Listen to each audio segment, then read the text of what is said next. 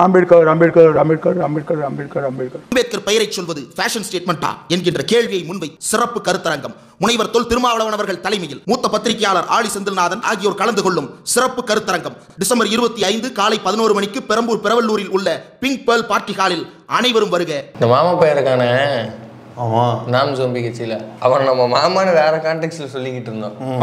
அது எல்லாருக்கும் தெரியும். அவனே ஒரு விளக்கம்லாம் வீடியோ போட்டான். நம்ம அவனை அந்த கான்டெக்ட்ல தான் இவ்வளவு நாள் மாமா மாமான்னு கூப்பிட்டு இருந்தோம். மாமா பையன் மாமா பையன்ட்டு. ஆனா இப்போ ஒரு ஆடியோ அவனோடது வந்துச்சு. ஆமா, அந்த ஆடியோ கேட்டதுக்கு அப்புறம் அதை பத்தி பேச போறோமா? ஆமா ஆமா, இவன் வேற கான்டெக்ட்ல. அப்ப நீ கமர்ஷியல் மேட்ரு. ஆமா, ஒரு நாள் ரொம்ப ட்ரையா இருந்தது. நீ வந்து ஒரு வலுவான கமர்ஷியல் மேட்ரு. அது என்னன்னா அந்த ஆடியோ இன்னும் கொஞ்சம் டீப்பா ஆய்வுகள் பண்ணும்போது தான் தெரியுது. அதை வந்து நம்ம அது எப்படி பொதுவெளியில் பேச முடியும்? அதை பேசுகிற வார்த்தையெல்லாம் இருந்தாலும் அதுல பின்னாடி சில அரசியல் சூழ்ச்சிகள் இருக்கிற காரணத்துல அதுல என்னடா அரசியல் சூழ்ச்சி இருக்க போகுது? அவன் கண்ணாமலான்னு பேசி வச்சிருக்கிறான். அந்த கண்ணாமலான்னு பேசியிருக்கிறானேன்னு இப்படி லேசா நோண்டணும்னா குபீர்னு பல வீச்சங்கள் எடுத்தது. சரின்னு மூக்க பொத்துக்கிட்டே இப்படி நல்லா இன்னும் கிளறி பார்த்தா பல விஷயங்கள் அதுல இருக்கு. அப்படியா? ஆமா. அதுல என்ன அந்த வீச்சங்களுக்குள்ள இருக்கிற அரசியல் சூழ்ச்சிகள் என்ன அப்படிங்கிறது தான் இந்த வீடியோ. அப்படியா? ஆமா ஆமா.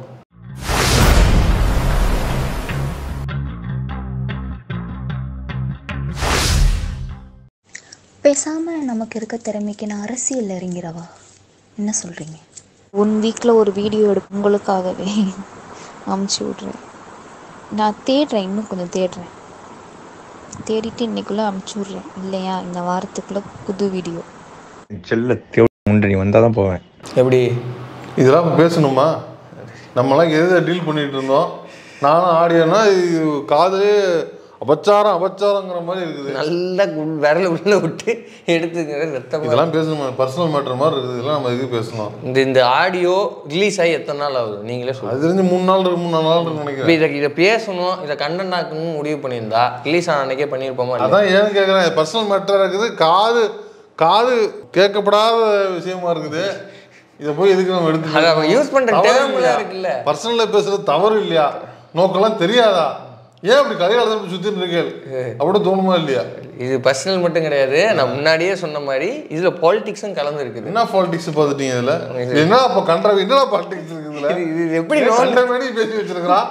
இதை பொதுவெளியில இதை போட முடியுமா? பேச முடியுமா? மாமா பையன் நம்ம சும்மா ஒரு விளையாட்டு தான் சொல்லிட்டு அதான் அதோட அர்த்தம் வேற.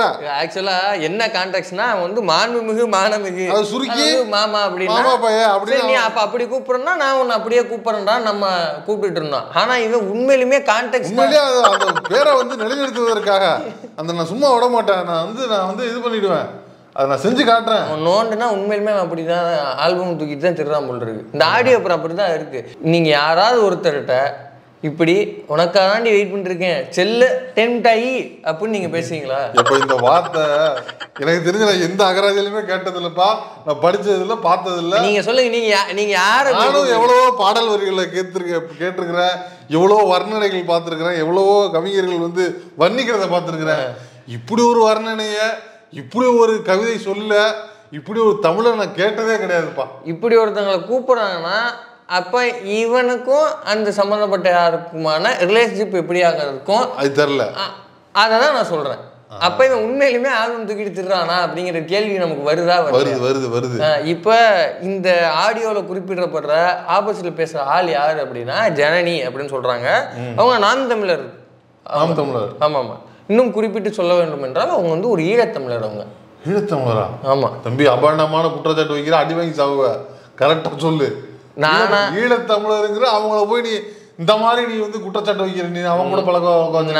நான் திரும்பியும் சொல்றேன், நானா ஏதாவது நான் பேசிருக்கேன்? அந்த ஆடியோல அவன் என்ன பேசிருக்கான் பாருங்க. என்னது? அவன் தான் அவங்களை அப்படி கூப்பிடுறான். அப்படியா? அந்த ஆடியோ கேட்டீங்கல்ல? போட சொல்லுவா தம்பி சேனல் இழுத்து முடிட்டு போடுவாங்க. நான் திரும்பி சொல்றேன், ஈழத்தமிழர்கள் அனைவரையுமே நம்ம இப்படி சொல்றது கிடையாது. ஏன்னா நம்ம பல இடங்கள்ல பதிவு பண்ணியிருக்கிறோம். தீவிகாவை ஆதரிக்கின்ற ஈழத்தமிழர்கள் இருக்கிறார்கள், தாப்பேத்திகாவை ஆதரிக்கிற ஈழத்தமிழர்கள் இருக்கிறாங்க, இன்னும் பெரியார் இயக்கங்களை ஆதரிக்கிறவங்க இருக்காங்க, இடதுசாரி அமைப்புகளை ஆதரிக்கிற ஈழத்தமிழர்களும் இருக்கிறாங்க. இவங்க யாராவது இந்த மாதிரி இப்போ ராதுல மாற்றுறாங்களா, இந்த மாதிரி வழக்கில் மாற்றுறாங்களா, கொஞ்சம் சிந்திச்சு இப்போ சற்றே சிந்திக்க வேண்டிய வரைக்கும் மாட்டல. ஏன் யூடியூப் நம்ம சேனலில் பார்க்குற ஈழத்தமிழர்கள் இருக்கிறாங்க, நம்மளை ஆதரிக்க ஈழத்தமிழர்கள் இருக்கிறாங்க, அவங்க யாராவது இந்த மாதிரியான வழக்கில் மாட்டுறாங்களா? இல்லையே, அப்போ வரைக்கும் மாட்டல. அப்போ இன்னொரு காமனான பாயிண்ட் என்ன, அவங்க பூரா நாம் தமிழர்ல இருக்காங்க. மாற்றவங்க பூரா நாம் தமிழர் ஆதரவு ஈழத்தமிழராக இருக்கிறாங்க, இல்ல நாம் தமிழர்ல பயணிக்கிற ஈழத்தமிழர். இந்த மாதிரி கேஸ்ல மாற்றவங்க முழுக்க அப்படிதான் இருக்கிறாங்க. அப்ப நம்ம என்னன்னு சொல்றது?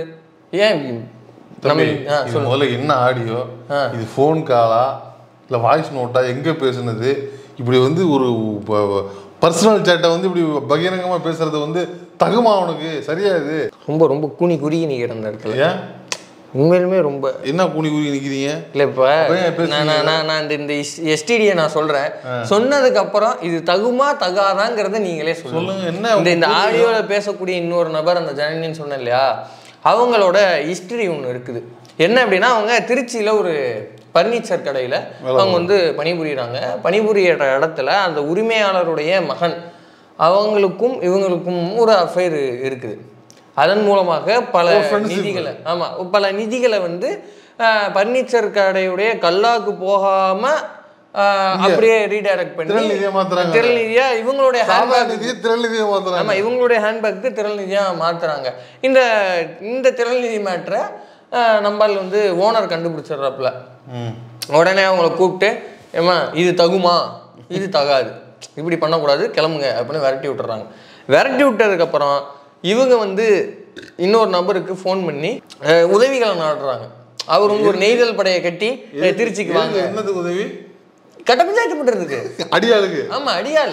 தம்பி, இந்த கதையை இங்கேயே கேட்டமா இருக்கு தம்பி. நான் முழுசா சொன்னதுக்கு அப்புறம் பல இடத்துல நீங்க கேட்டிருப்பீங்க. அப்படி அடியாளாக அழைக்கப்பட்டவர் யாருன்னா பாஸ்கர். ஆமா, அவர் இன்னொரு அவர் பாக்ஸரு. சும்மா பார்த்துட்டு போகலாம், பஞ்சாயத்து பண்ணலாம், அவரு பாக்ஸர், சும்மா பஞ்சாயத்து பண்ணலாம் அப்படின்னு வந்திருக்காரு அப்படின்னு அவங்க கூப்பிடுறாங்க.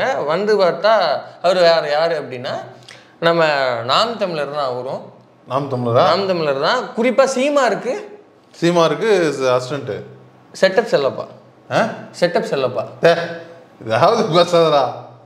மக்களுக்கு புரியும்.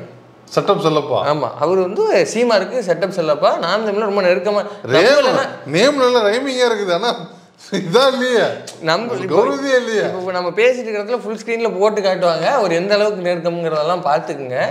இவரை கூப்பிடுறாங்க. இவருடைய தலையாய பணி என்ன அப்படின்னா, அதான் சீமாரு நம்ம மாமா பயலுக்கெல்லாம் வந்து செட்டப் செலப்பாக இருந்து கொள்வது முழு நேர பணி. பகுதி நேர பணி என்ன அப்படின்னா, சீமார் போன்றவர்களை அழைத்து கொண்டு போய் கட்ட பஞ்சாயத்து உட்கார்ந்து பேசி அதில் வந்து 10%ஓ 20%ஓ கட்டிங் வாங்கி கொடுக்கறது. இதைத்தான் அவர் வந்து கட்டிங் வாங்குறது அவ்வளோ கஷ்டமா? அதே அவங்கள தான் தெரியும். ஏன்னா நம்ம சீமார் அடுத்து யாராவது போனாங்கன்னா ப்ரெஸ் ரிப்போர்ட்டர்ஸ் நண்பர்கள் யாராவது கட்ட பஞ்சாயத்தில் கட்டிங் வாங்குறது கஷ்டமான காரியமா அப்படின்னு கேட்டு சொல்லுங்க வேணாம். ஸோ இதுதான் அவருடைய வேலையாக இருக்கிறது.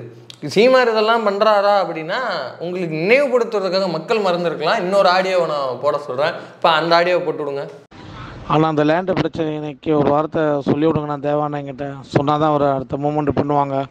அப்படியே ஹோல்ட் ஆகிருக்கு அந்த பிரச்சனை. என்ன சொல்கிறேன் அண்ணா, தேவானண்ணா அந்த சம்மந்தப்பட்ட அதிகாரிக்கு ஃபோன் பண்ணி கொஞ்சம் சொல்லுங்கள். இப்போ நான் தேவானன்ட்ட பேசினேன். சொன்னார்னா காலையில் நான் போயிடுவேன். ரெண்டாவது தேவாண்ணன் 20% கமிஷன் கொடு அப்படின்னு சொல்லி என் முன்னாடி பேசினார். அவ்வளோலாம் இது பண்ண முடியாது. அதனால் அதையும் கொஞ்சம் பேசி விட்ருங்கண்ணா. ஒரு 10% நம்ம கொடுப்போம் அவருக்கு. இந்த ஆடியோ ஞாபகம் இருக்கா? ஆமா, 20%. 20%. இது வந்து தேவா 20% கட்டிங் கேட்குறாரு. நீங்கள் கொஞ்சம் பேசி 10%-ஆக மாற்றி கொடுங்க அப்படியே கட்டாது. ஆமாம், இது நமக்கு கட்டுப்படி ஆகாது. கொஞ்சம் வந்து கொள்கை தலைவன் சொல்றதெல்லாம் இப்போ உருட்டு. அதனால கட்ட பஞ்சாயத்துக்கு கட்டிங் பேசுறதுக்கு தான் நீங்க வச்சுக்கிறாங்க. ஒரு இதுக்கு புரோக்கரேஜ் யூஸ் பண்ணிக்கிறாங்க. அப்படிதான் பயன்படுது. இப்போ இல்லைன்னா நீ என்ன சொல்லியிருக்கணும்? நான் என்ன கேட்குறேன், இப்போ இந்த ஆடியோவும் பொய்னா சீமார் என்ன பண்ணியிருக்கணும்? நியாயமா என்னை வந்து களத்தில் வேலை செய்ய விட மாட்டேங்கிறாரு சீமார், ஃபோன் அடித்தா கட்சியோட பிரச்சனையில் கேட்க மாட்டேங்கிறாரு அப்படின்லாம் ஒருத்தன் வாய்ஸ் நோட் அனுப்புனானா வழக்கமாக அண்ணன் என்ன சொல்லுவார்? ஏன் கட்சி வெளிலப்படா, ஏன் கட்சி இது, ஏன் கட்சி அப்படின்னு சொல்லுவாங்கல்ல. நீ எல்லாம் வந்து கண்டவனே என்கிட்ட வந்து பேசிக்க கூடாது. அண்ணன் சொல்லி நான் கட்சி ஆரம்பிக்கல, அவரு சொல்லக்கூடாது. எவன் சொல்லி நான் கட்சி ஆரம்பிக்கல, என்கிட்ட பேசக்கூடாது. என் கட்சி வெளிலப்படா நல்லா வைடா. ஆனா மத்தவங்க கேட்டா அண்ணன் என்கிட்ட கையெழுத்திக்க போயிருக்காரு, அதனால நான் இந்த இடத்துக்கு வந்து என் காலை என்கிட்ட கையெழுத்திதான் பாப்பல. எவனா கேட்டானா எவன் சொல்லி நான் கட்சி ஆரம்பிக்கல அப்படின்னு பாப்பல. அந்த எவாங்கிறது யாரு? பிரபாகரன் சொல்றாப்ல. அவருதான் அண்ணன் சொல்லியேன்ட்டாரு. அப்புறம் என்ன தனியா இல்ல இப்படி தேவாவை குறித்து ஒருத்தர் பேசுறப்ப நீ மறுப்பு சொல்லி இருக்கணுமா இல்லையா? இப்பெல்லாம் என்கிட்ட பேசிட்டு கூடாது, நான் தேவா கிட்ட கட்டிங் வாங்குறதுக்காக கட்சி நடத்தல, நான் வேற கொள்கையை நோக்கி போய்கிட்டு இருக்கேன் அப்படின்னு சொல்லியிருக்கோம்ல. ஏன் அப்படி சொல்லல? அப்ப அண்ணனுடைய பகுதி நேர முழு நேர வேலையா அதான் இருக்குது. அப்போ இதுல நல்ல வருமானம் வருது. ஸோ இப்படி இன்னொரு தேவா எப்படி ஒரு கட்டிங் பேசி கொடுக்குறாளோ அதே போல நம்ம பாஸ்கரும் வந்து ஒரு கட்டிங் பேசி கொடுக்குற ஆளு பகுதி நேரமா முழு நேரமா செட்டப் செல்லப்பாவாக இருக்கிறார். இவர் தான் கெஸ்ட் பிளேயர் கூட்டிட்டு போயிருக்காரு. நம்ம இவர் தான் கூட்டிட்டு போயிட்டு அந்த பர்னிச்சர் உரிமையாளர் இருக்கிறார் இல்லையா, அவர்கிட்ட பேசி ஒரு கட்டிங்கை வாங்கி கொடுத்துருக்காங்க. எப்பா இதெல்லாம் வந்து உண்மையா அபரணமா பேசுறேன்னு நீங்க சொன்ன மாதிரி சொல்லலாம். அந்த பெண் மீது ஏற்கனவே வந்து புதுக்கோட்டையில் இப்படியான ஒரு உரிமையாளரிடம் ஹனி ட்ராப் செய்து பணம் பறித்திருக்கிறார் அப்படின்ற முறையில் அந்த உரிமையாளர் புகார் கொடுத்து ஒரு வழக்கும் இருக்கிறது. இது விளையாட்டம் தெரியுது. ஆமாம். ஸோ இந்த மாதிரியான ஆட்களெல்லாம் நான் தமிழர்களை வச்சுக்கிட்டு இவங்க என்கரேஜ் பண்ணுறாங்க. இது இங்கேருந்து இதுக்கு கெஸ்ட் பிளேயரை கூப்பிட்டுட்டு அங்கே போகிறது பிரச்சனை. ஆமாம். இதில் இன்னொரு வெர்ஷனும் இருக்குது. இந்த ஆடியோவை நீங்கள் கேட்டிங்கன்னா இன்னொரு இடத்துல வந்து பேசியிருப்பான், நான் அரசியலுக்கு வரலாம்னு இருக்கேன். யாரு? அந்த பெண் பேசுறது அவங்க.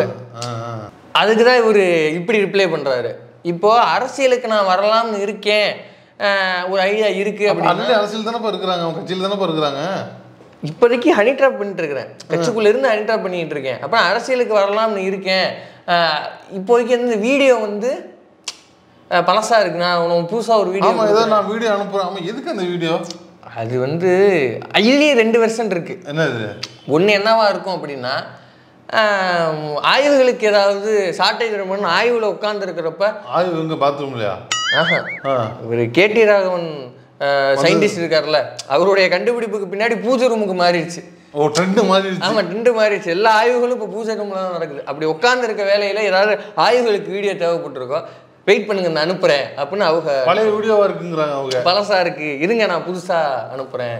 என்ன அரசியல் பேசுறாங்க இதுக்குதான் கட்சிக்கிட்டீங்களா நீங்க? இதுல அவரு பர்சனல் மேட்டர் பேசுறது ரொம்ப தவறுடாவணும். அதனாலதான் அந்த பாயிண்ட் ஆஃப் வியூவே எடுக்கல. தெரியல இவ்வளவு நேரம் நான் பாயிண்ட் ஆஃப் வியூ எடுத்தேன். அது என்ன ஆடியோ எதுன்னே தெரியாம நம்ம பாட்டுக்கு பேசிட்டு இருக்கோம். அதுக்குதான் நான் இன்னொரு பாயிண்ட் ஆஃப் வியூ இருக்குங்க. நான் இந்த பாயிண்ட் ஆஃப் வியூ அப்படியே விட்டுருங்க. இன்னொரு பாயிண்ட் ஆஃப் வியூ என்ன அப்படின்னா, இவங்களுடைய எஸ்டிடிங்கிறது ஏற்கனவே இந்த மாதிரி ஹனி டிராப்பிங்கா இருக்குது. அப்படி இருக்கிறப்போ அரசியலுக்கு வரலாம்னு இருக்கேன் அப்படின்னா, இவன் கட்சிக்குள்ள வேற யாராவது நிர்வாகிகளை லாக் பண்றதுக்கு இவங்களை பயன்படுத்தி, இருங்க பழைய வீடியோவா இருக்கு, அவனை புதுசா ஹனி ட்ராப் பண்ணியிருக்கு, இன்னொரு வீடியோ இருக்கு, அதை உங்களுக்கு அனுப்புறேன் அப்படின்னு சொல்லி இருக்கிறாங்களா அப்படின்னு ஒரு பாயிண்ட் ஆஃப் வியூ இருக்குல்ல.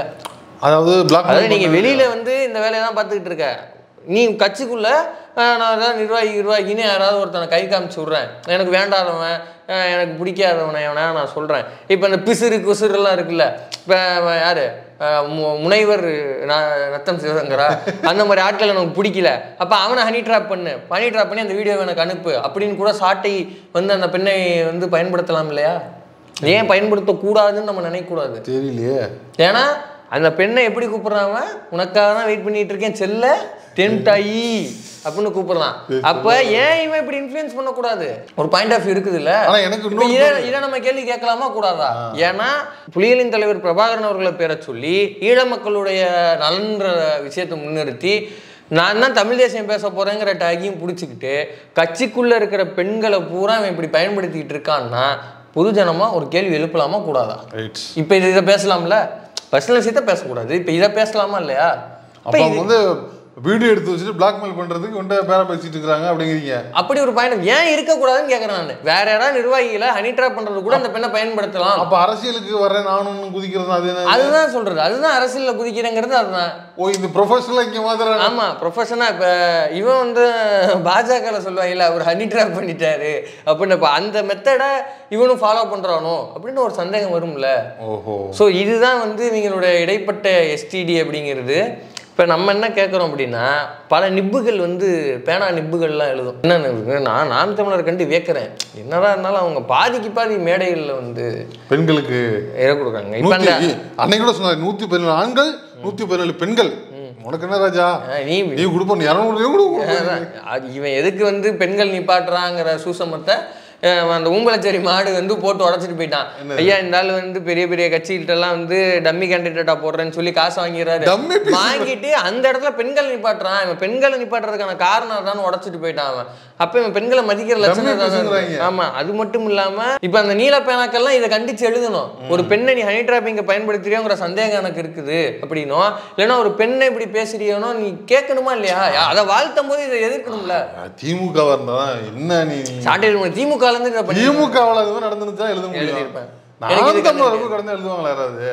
சரி, அப்ப நாம் தமிழர்ல இருக்கிற அக்கா அரசியல் ஹாசினி இருக்காங்கல்ல, அவங்க இதை பத்தி என்ன பேசுறாங்கன்னு தெரியல. ஏன்னா அவங்க வந்து மகளிர் அபச்சாரம் இதெல்லாம் கேட்க முடியுமாடா? இந்த வார்த்தையெல்லாம் இதெல்லாம் மனுஷன் போட்டு கேட்பான். ஒருவிலிக்கு வந்துருச்சுல்ல, சந்தி சிரிச்சிருச்சுல்ல. அப்போ நீங்கள் என்ன பண்ணியிருக்கணும்? உங்கள் தாய்மாமன் சீமான் இருக்கார்ல, அவருக்கு ஒரு வாய்ஸ் நோட்டை போடணுமா இல்லையா? பாருங்க இப்படி இந்த கோபாசை பண்ணிக்கிட்டு இருக்கேன், அந்த கட்சிக்கு கெட்ட பேர், ஏற்கனவே கட்சி இணையத்தில் மட்டும்தான் இருக்குது, இவன் இணையத்திலையும் பேரை கெடுத்துக்கிட்டு இருக்கான், சொல்லணுமா இல்லையா? அப்புறம் அங்கேருந்து ரிப்ளை என்ன வரும் தெரியுமில்ல? இதோட கேவலமாக வரும். ஆமாம். அப்புறம் இவங்களும் வந்து ஓகே ஸ்பெண்ட் பண்ண காசு வரைக்கும் போதும், நம்ம கட்சி விட்டு வெளில வந்துடலாம் அப்படின்னு இவங்களும் வந்து ஒரு 100-150 பேர் தான் தெரியல என்ன நடக்குதுன்னு தெரியல. அப்போ அவங்க பெண்களுக்காக நிற்கிறேன்னு சொல்கிறது பொய், ரைட்டா? இப்போ இதைத்தான் நம்ம உடச்சிக்கிறோம். நம்ம இன்னொரு விஷயத்தையும் நம்ம திரும்பி கிளாரிஃபை பண்ணிடுவோம். ஈழத்தமிழர்கள் அனைவரையும் நம்ம இப்படி சொல்லலை. ஏன்னா முன்னாடியே நான் குறிப்பிட்ட மாதிரி பெரியாரிய அமைப்புகளை, இடதுசாரி அமைப்புகளை, ஏன் நம்ம சேனலில் பார்க்குற பல ஈழத்தமிழர்கள் இருக்கிறாங்க, நம்ம அனைவரையும் சொல்லலை. குறிப்பாக இந்த மாதிரியான கேஸில் மாற்ற ஈழத்தமிழர்கள் பூரா நாம் தமிழரில் இருக்கிறாங்க. அதை கொஞ்சம் சற்று யோசிக்க வேண்டிய பாயிண்டாக இருக்குது. ஏன்னா நம்மளை ஆதரிக்கிற இடதுசாரி தோழர்கள் ஆதரிக்கிற யாருமே இந்த மாதிரி வழக்கில் மாட்டல. இந்த மாதிரி வழக்கில் மாற்றவங்க பூரா நாம் தமிழர் இருக்காங்க. அப்புறம் வந்து அப்போ அந்த இயக்கம் அப்படியா தான் இருக்குது. இதுக்கு தான் வந்து நான் உதாரணம் சொன்னேன். அந்த ஜானிங்கிறவன், அதான் அந்த நாம் தமிழருடைய வெளிநாடு வாழ் பிரிவுல அவரு ஒரு தலைவனா இருக்குன்னா, அவன் வந்து ஒரு ஈழத்தமிழர். அவன் என்ன பண்றான், அவனுக்கு வந்து இங்க கட்சியின் மூலமாக திருச்சியில ஒரு பெண் வந்து பழக்கமாகறாங்க. அவங்களோட வந்து அவன் நட்பாக பழகிட்டு இருந்த டைமில் பேசின விஷயங்கள் இது எல்லாத்தையும் அந்த பெண்ணுக்கு பின்னாலையில் இவங்க நட்பு வட்டத்துலேருந்து விலகி கல்யாணம் ஆயிடுச்சு. அந்த திருமணம் பண்ண அவங்களுடைய கணவர் இருக்கார் இல்லையா, அவருக்கு வந்து இந்த பெண்ணை பற்றி தப்பாக பேசி கொச்சையாக பேசி ஃபோட்டோஸ் வீடியோஸ் எல்லாம் இது பண்ணி ரொம்ப தொல்லை பண்ணி அவங்களுடைய தனிப்பட்ட வாழ்க்கையை அவன் சிதைக்க முற்படுறான்னு அந்த பெண் வந்து கம்ப்ளைண்ட் கொடுத்துருக்குறாங்க. அது குறித்து அவன் பேசின ஆடியோக்கெல்லாம் வெளில வந்து நம்மளும் வீடியோ பண்ணி போட்டிருக்கோம். அப்போ அவனும் வந்து ஒரு ஈழத்தமிழர். இப்போ இந்த பெண்ணும் இப்படி தான் இருக்கிறாங்க.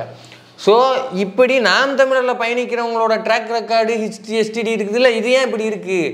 அதை தான் நம்ம கேள்விக்கு உட்படுத்துகிறோம். இப்போ இவன் மட்டும் இப்படி இருக்கானா? இதே திருச்சியில் வழக்கறிஞர் பிரிவில் உள்ள ஒருத்தன் தான், அவன் என்ன வந்தான், அந்த ஆரோக்கியசாமின்னு ஒரு பெரியவர், அவருடைய மகன் வந்து விழிச்சவாள் உடையவர். அவருக்காக அந்த பையனுக்காக வந்து அந்த பெரியவர் வந்து சேர்த்து செஞ்ச சொத்தை கட்டை விரல உருட்டி டபுள் டாக்குமெண்ட் ஃபோர்ஜி டாக்குமெண்ட் மாதிரி பண்ணி சொத்தெல்லாம் எழுதி வாங்கிவிட்டான். அவரோட சூசைட் பண்ணிட்டு இறந்து போயிட்டாருன்னு இல்ல, அது வந்து சந்தேக மரணமாக இருக்குது. நம்ம எதுவும் முடிவு இது பண்ணக்கூடாது, சந்தேக மரணமாக இருக்குது. இது இந்த நிலைமையா இருக்குது. இன்னொன்னு, போலி என்சிசி கேம்ப் நடத்தி சின்ன சின்ன குழந்தைங்க மேல கையை வச்சு ஒருத்தர் செத்து போனான். அது சிவராமர். எலி பேசுதுன்னு செத்து போயிட்டான். அவனுக்கு திரள்நிதி போட்டு கொண்டு கொடுத்துருக்காங்க. அவன் வந்து ஹாஸ்பிட்டல்ல இருந்த டைம்ல திரள்நிதி. ஆக இதுல இருந்து நம்ம சொல்லிக் கொள்வது என்னன்னா, இவன் பெண்களுக்காக நிக்கிறதுன்னு சொல்றதோ வந்து சமூகத்துக்காக நிக்கிறதுன்னு சொல்றதெல்லாம் வந்து புழுகு வேலை. இவனுங்க வந்து என்டார்ஸ்மெண்ட் ஆட்கள் பூரா இப்படியே ஆட்கள் தான் இருக்கிறாங்க. நாம் தமிழர் சம்பந்தமா உங்க வீட்டுல சிறுவர்கள் பெரியவர்கள் இளைஞர்கள் யாராவது இருந்தாங்கன்னா தயவு செய்து அவர்களை வாட்ச் செய்யவும், வீட்டுக்குள்ள போட்டு பூட்டி வைங்க. அவ்வளவுதான்.